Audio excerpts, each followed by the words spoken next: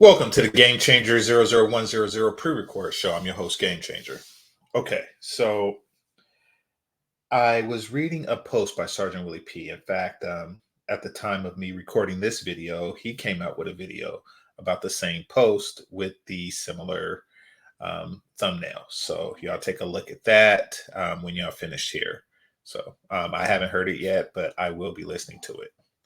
Now, on the post, it has a picture and it says a visual representation of why Black women do date down because they do not want to outshine, because they do not want you to outshine them. They are the star in a relationship, literally. And the only way for them to do that is to date down because, God forbid, a Black man light is brighter than hers. Society has told her that Black men are underachievers, and therefore, if she isn't ahead of him, then she needs to reevaluate herself. Okay, I'm going to stop right there for a second. One, I want to make a couple of corrections. One, society has not told them this. They tell themselves this. They tell themselves this to feel like a star all the time. Society doesn't go around saying that, oh, these are underachievers and blah, blah, blah, blah, blah, blah, blah, blah, blah. They tell each other, like, even if the man is hitting on this, and this, they still tell them that he ain't this, and this. And that's so that they can feel themselves a little bit more. And there's also this illusion of prestige that comes with office jobs versus outdoor jobs. People actually think that secretaries get paid more than plumbers. And as a result of that, they feel that they get paid more than Black men, et cetera, et cetera, et cetera. So there's that self delusion going on. I don't know if they're doing that to protect their own ego or if they're just flat out lying to aggrandize themselves. And that's one thing. Another thing is I don't really know how true the statement is that Black women do date down.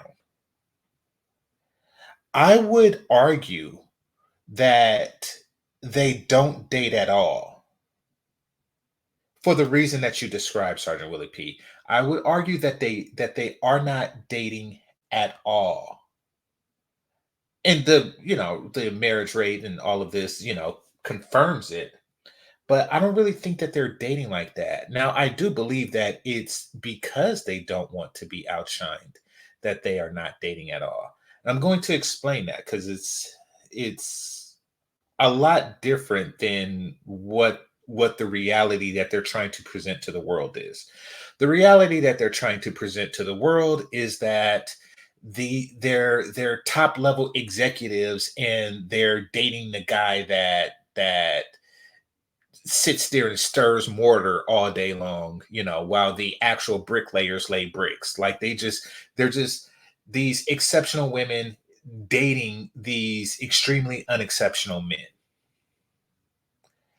But any guy with a hard hat on who wears a hard hat to work will tell you that it's not really popping off like that. That for one, Black women are like the least likely to check for blue collar brothers.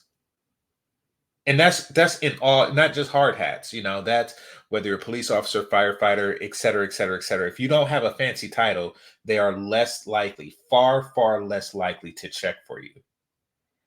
And two, we're not talking about account executives. They don't have the titles like that. This is another image that they like to present to the world.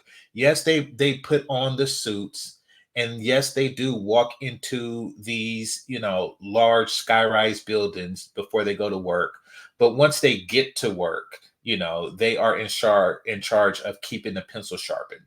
And you don't have to ask me. I mean, yeah, you do see like these lawyers and CEOs, et cetera, et cetera, et cetera. But just like with any group of people, that is the exception, not the norm. The norm is that they're not clocking dollars like that. And that's because when they go into these buildings, they're not really on the top exec level like that.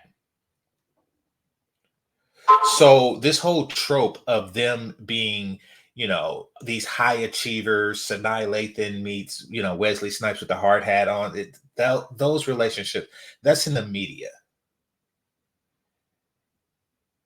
And you don't have to ask me. You could just ask them. If you know a top level, high executive black chick, she is either one, not seeing anybody, or two, she's seeing a guy who is, he's either slightly less accomplished or more accomplished than her. And that's it, that's all. There isn't this myth of, top chick, low dude. That's a myth. And that's throughout. Because, you say they do date down. I think here you were talking about dating down on a socioeconomic scale, and I'll get into that in a minute. But they most certainly do not date down on the looks scale.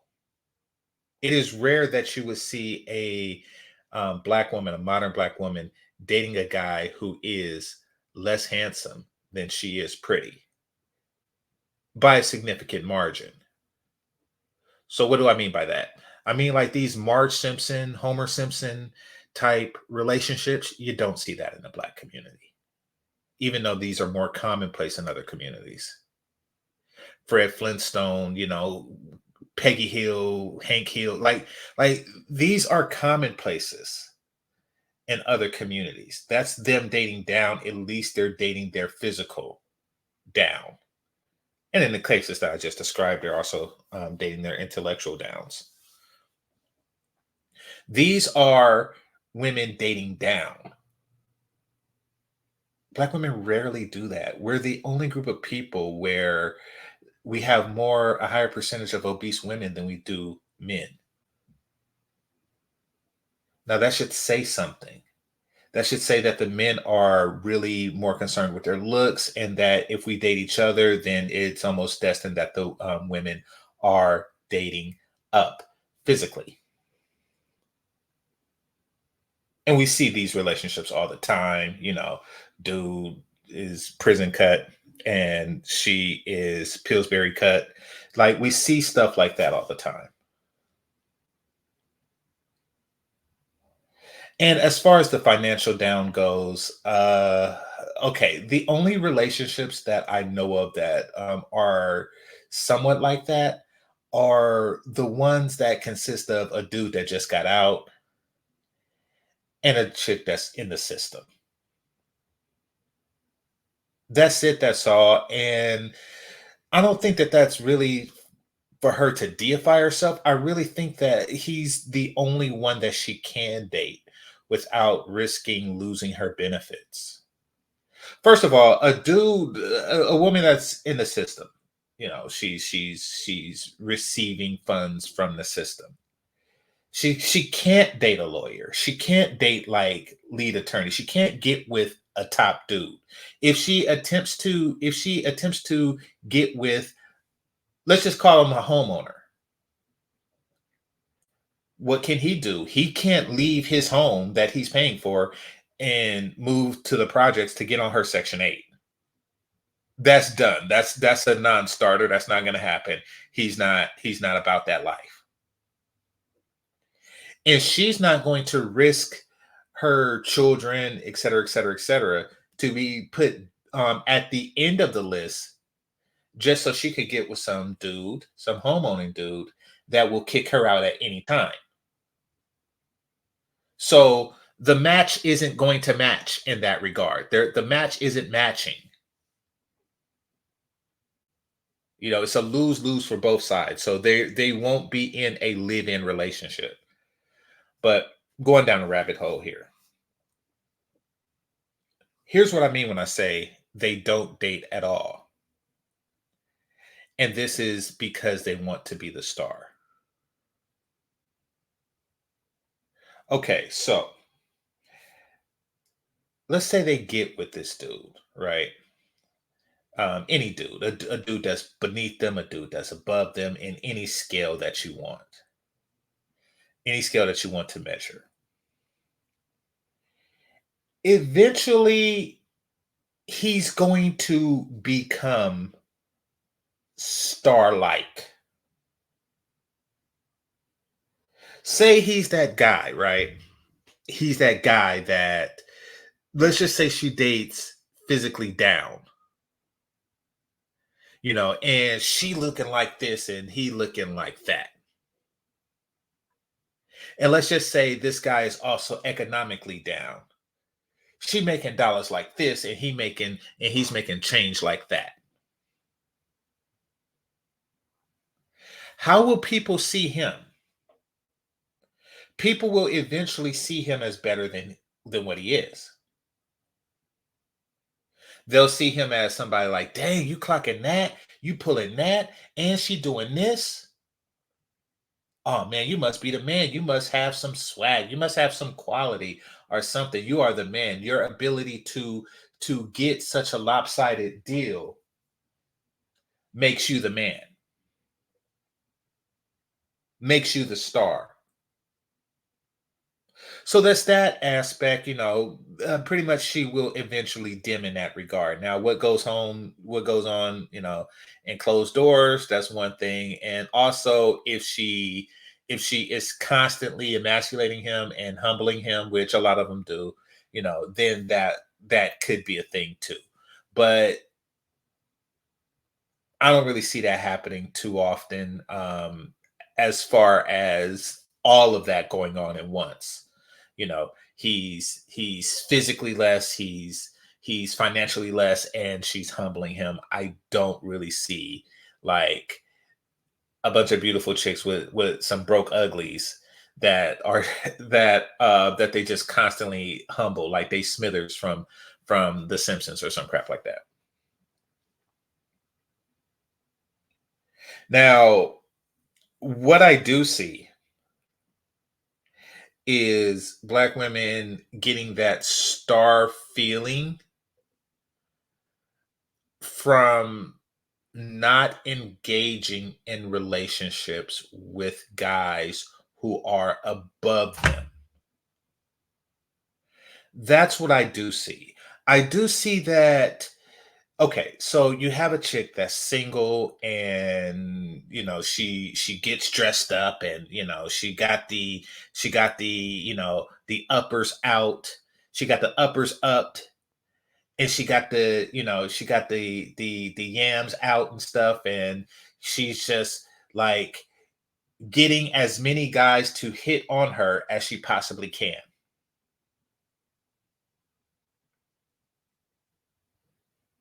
That is how she feels like she's the star.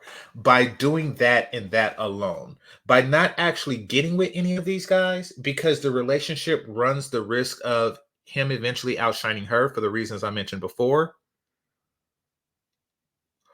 or him pumping and dumping, which really just dims your star. You can't be deified if you just got pumped and dumped by, a dude that sell mixed DVDs.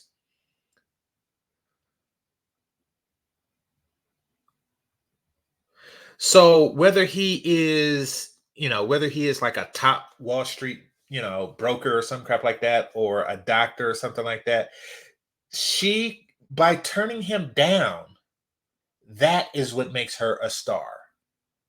And that is why they remain in this constant state of being single. By turning this dude down, that is how she becomes a star. Like, I just shot down a doctor because I'm so much above this doctor. Or I just turned down this pretty boy because I'm just so much above this pretty boy. It allows them to do that without running the risk of being turned down themselves.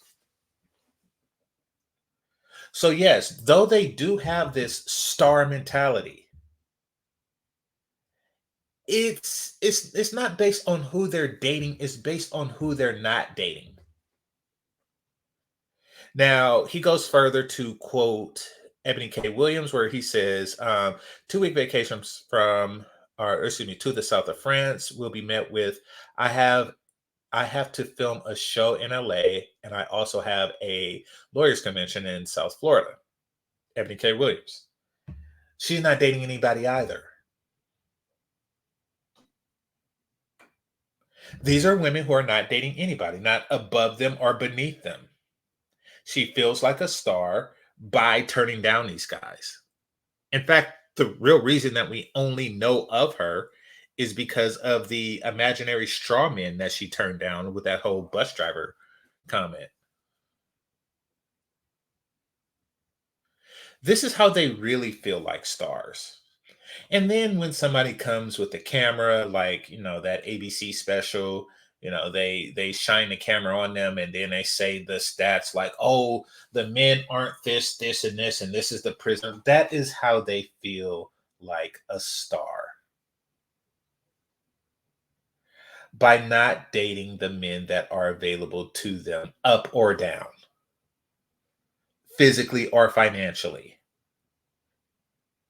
They only feel like stars when they're single. And before I go, this last standing trope that we like to put in the, you know, black community like this. The whole Pookie Ray Ray trope. Oh, gosh, I can't stand that. They're not dating them like that either.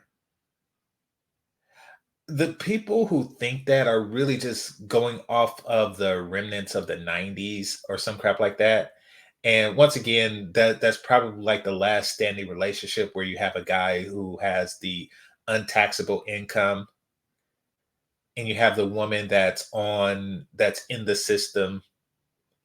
So, whatever untaxable income he has just contributes to the house without having to, threaten her. So I get that, but by and large, it's not happening like that because of two things. One, the D boy money is low, and two, the provisions are low as well. So simply put, those dynamics are dwindling at best.